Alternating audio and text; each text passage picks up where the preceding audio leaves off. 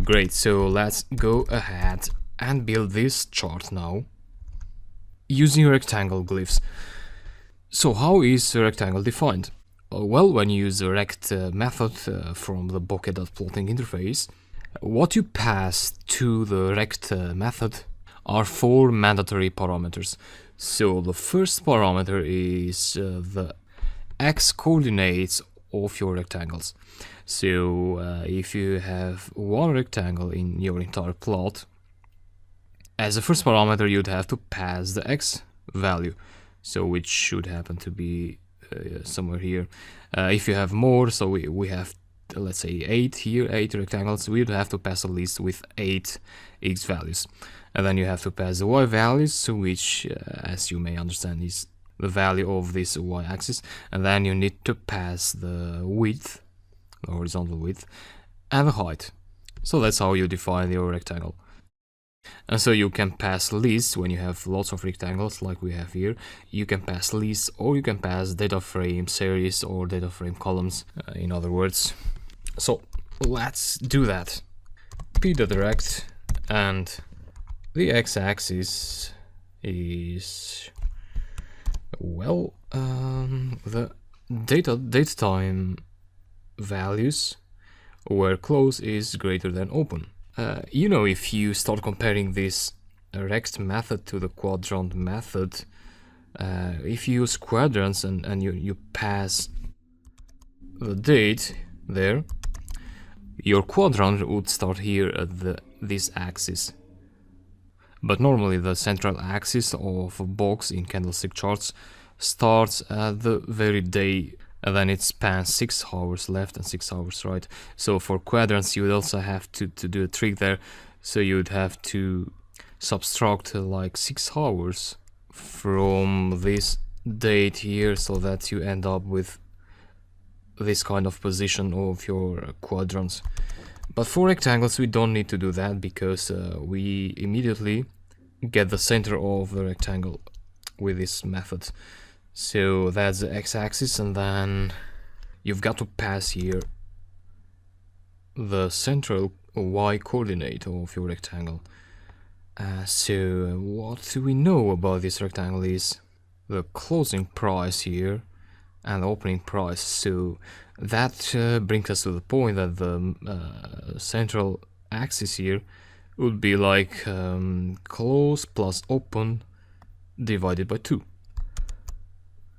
So df.open plus df.close, so that would need to be inside brackets here, divided by 2.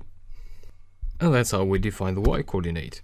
Now we need to pass the width of the rectangle, so which happens to be always 12 hours. So how do we pass 12 hours there? Well, this chart, this plot is designed to accept milliseconds for values along the x-axis. So we have date time here, and this accepts milliseconds. That means we need to convert the 12 hours into milliseconds.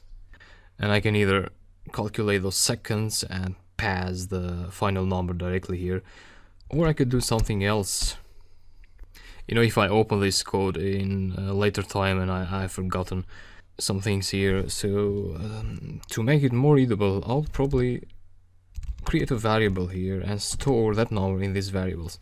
So let's say hours 12, so 12 hours, that would be equal to, well, 12 hours times 60, we get minutes, times another 60, we get seconds, and then we want milliseconds, so that would be 1,000. So 1 second has 1,000 milliseconds, and then that means I can pass hours 12 in this third parameter, which is the width of the rectangle. And then we have the height of the rectangle, which would be the difference between the opening and the closing price. So df.open minus df.close. Now sometimes you get negative values here, so you need to think about when open is higher than close, or and vice versa. Or you can just pass apps here and you will be alright. So whether open is higher than close or the other way around, this absolute method apps makes sure that you always get a positive value out of this, which will be used as the height of the rectangle. And now what I could do is I could add the color that will fill these boxes and the line around these boxes. But before I do that, I want to make sure I have everything in place. So I want to output what I have so far. Output file. Let's call this candlestick CS for short. .html, and then show the figure is stored in P. So show P. Execute this and see what we get. Yeah, not bad. So let's check one of these. So for 1st of March we have from 704 up to 718. 1st of March here. Yeah. And then day 2 and 3 of March do not exist here. So day 2 and 3, they are not there because close was less than high for these dates. And here we are filtering out the data frame rows with this condition. So that's why we don't have these candlesticks. And this is weekend. So we don't have data for this, but we have the ticks in the x-axis. So, and let's pass the field color. So let's say green, and the line color black. And now the line here is getting long, so what I could do is I could break this line into 2 parts, but make sure if you do the same, make sure you break your line after a comma. So you can break it here or here or here, but if you break it here you'll get an error. So, and try that again. So we have green candlesticks now. Let's quickly go now ahead and copy this and paste it there. So what I want to do in this case is I just need to change this operator here. So in this case you want to plot the candlesticks where close is less than open. So this will be the x coordinate for the center of the rectangle and the y coordinate, which will be the same. And width is 12 hours, so this number here, and then the height the same, and the field color will be red for these charts. So for this it means that the day open with a higher price and then it closed with a lower price, so that which means that the stock price went down throughout the day. So let's see. This is what we get, and we'll have to remove these horizontal grid lines later. So for now let's focus on the result. Now this may look good, so your script didn't stop and you may think that everything is okay, but what you have to do is whenever you're building some graphs or some outputs, it's good to get some samples out of that output and check it with your source data. So in this case, for instance, we have this second glyph here, which starts here and it ends here. But if you look, and so this says for day 2 of March, but if you look here, you'll see that day 2 starts with an open of 719 and it closes at 718, so with just one value in difference, which this one here looks more like the second row and not this. The reason is that here in the first rectangle we passed this filter index, so we got only the dates where close is greater than open. But then if you didn't realize that, I didn't pass this filtering in the y coordinate, so that has messed things up. So Bokeh is grabbing the first date time for the filtered date time index, and then it gets the first middle value of close and high, and then it gets the second and the third, and then you end up with this wrong glyphs. So what you have to do is you need to filter out the open and the close columns too with this condition. Now you can do that here, but what I would suggest, and that's the reason that I left this unfiltered, so I wanted to get to the point that it's better to actually write some intermediate code. So what do I mean by that? For instance, in this case we filter the data frame column on the fly, so inside the rectangle function. This is good because you end up with less lines of code, but you lose some control over your script. So if something wrong happens there, you don't know, and you end up with these kinds of results. In that case, what I would suggest is actually create some intermediate results. So for instance, in this case, what I could do is I could store this filtered date time into a variable, let's say date increase. So when we have an increase there, that would be equal to that, and when you have date decrease, this has to be like this in this time, and execute that and try them out now. Date increase, you get this filtered panda series. So if you check the type of this, you'll see that this is a time series. So similarly, you can check your other variable, decrease, and so you get 2nd of March, 3rd of March, so 2nd of March, 3rd of March, where the closing price was less than the opening price. So these two values here. Then you'd have to pass these values to their corresponding places in here. So for the green boxes, you'd have to pass date increase, and then here date decrease. So passing series. That's one way to do that. Another way, which I'd like to show you how to do, is to probably create a status column in your data frame. Then you'd have like different strings. So you'd have two strings, an increase text or string, if you like, increase text if the closing price was higher than the opening price for that particular row, and then decrease if the closing price was lower than the opening price. And then we can extract the date column out of the data frame by applying the condition that if the status column value is equal to increase, give me the date for that particular row. And then if it is equal to decrease, then again give me that particular date for that row.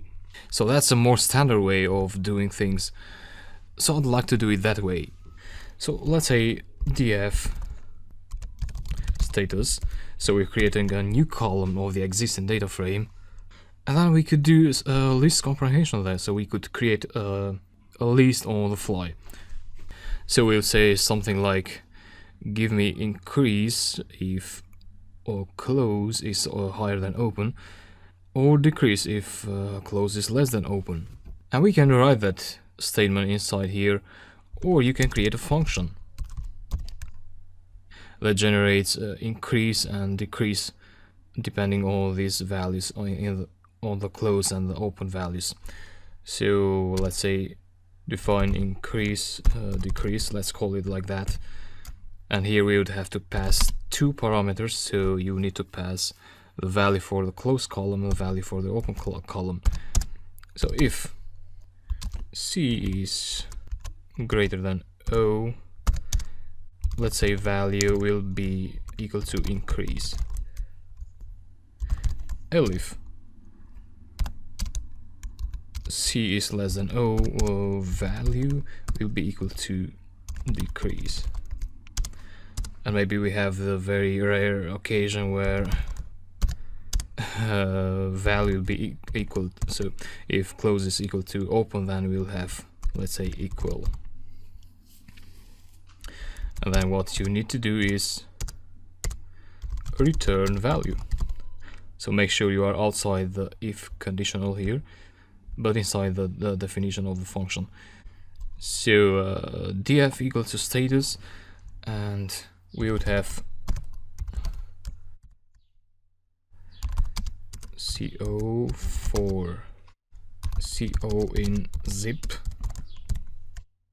df.close, df.open. So let me explain this. What this is doing is, it says that for the first value of the status column, assign the value that this function returns. So we're passing there the C and the O variable for these variables in these columns. So what this will do is it will go through the next row of the data frame, and it will pick the close value and the open value, and it will assign the close value to the C variable and the open value to the open variable. So this will have the values of around 718 for C and 703 for O. And so these values will be passed to this function. So you would have like if 718 is greater than 700, then assign the value increase to the value variable. And then at the end of the function you return increase. So you return the value, which is increase in this case. So this thing here turns to be the string increase in the first iteration. And so the list will get the value increase for the first iteration, and then in the next iteration it will get decrease, and so on. And so you get a list of increase and decrease strings, and that list then becomes a status column. So I hope that is clear, and I'll execute this and print out the df data frame, and here we go. So increase for the first, decrease, and then the three last ones are increase, because the closing price is higher than the opening price. That's it. And now you go ahead here and you don't need this anymore. What you need is df index, of course. So you want the dates where df.status is equal to increase. And again here we need to delete this. df.status equals to decrease in this case. So that's about the x-axis of the rectangles. So this one here. Now we need to define the y-axis, which is the middle price. So open minus close divided by 2. And as I mentioned earlier, it's good to have intermediate results. So for these two we will do the same thing, more or less. So we need to create another data frame column, let's say middle. So that would be df.open minus df.close, and this goes inside brackets because we need to divide the entire expression by 2. And so if you execute that and then print out the data frame, you'll see a middle column there, which would be, oh yeah, we got some funky numbers there because I had to sorry, add that. So df, yeah, this is the average between open and close now. Great. Now what we could do is, in here we access the middle column values, but again with a condition. and the condition is status equals to increase. And the same goes for the other set of rectangles, but this would be decrease. So that's great. And we also have the height here, so we need to filter this out too, because we have two different sets of rectangles. So again, we go here and say df height equals to the absolute value of df.close minus df.open. So that should do it. Execute the data frame, and we get the height. So 15, which means 18 here, minus 3, you get the idea, is 15. And then we go to our candlestick chart. So we need to replace this with df.height with where status is equal to increase. And same thing for the other set of rectangles, and decrease. Great. Execute. And we have an error, invalid syntax there. I seem to have passed an assignment operator, which is different from the equal operator there. And where is that? It's here, this one. So one more. Execute again. And so here is the updated chart, which looks different from this other one. So now we get this short rectangle there. Let's check this one as well. So the first, second, 3rd of March.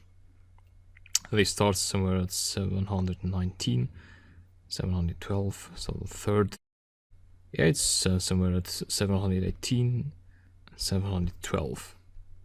So it's looking good. And I'd like to stop the video here, and in the next lecture we'll go ahead and make this plot area more visually appealing. We'll remove these grid lines and also add the segments. So I'll see you later.